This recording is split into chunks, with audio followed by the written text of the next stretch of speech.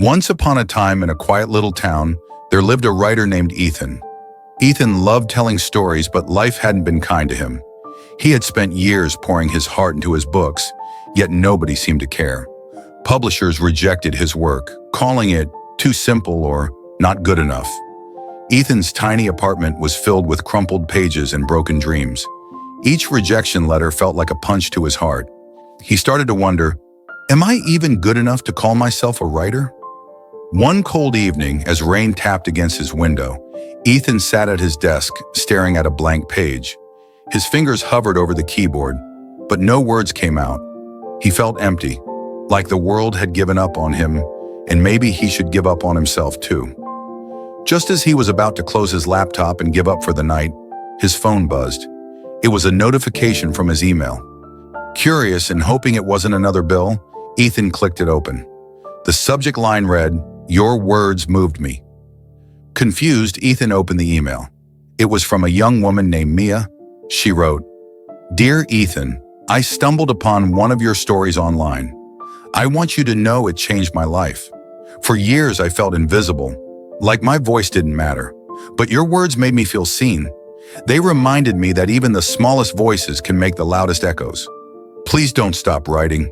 The world needs more of what you have to say. Thank you." Mia. Ethan read the letter over and over again. His hands trembled and tears filled his eyes. Someone, somewhere had been touched by his words.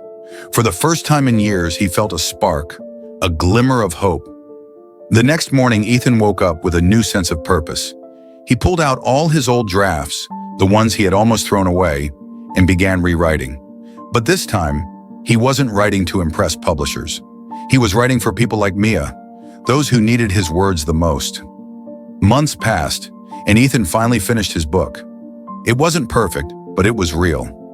He decided to self-publish it, not caring if it sold one copy or a million.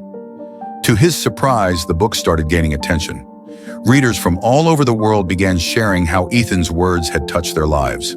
Messages poured in, just like Mia's letter, each one reminding Ethan why he started writing in the first place.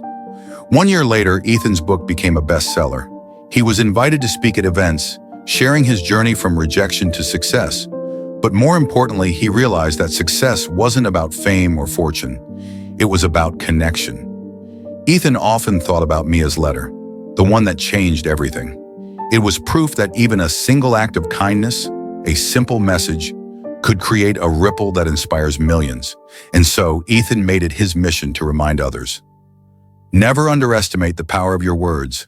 You never know who they might save.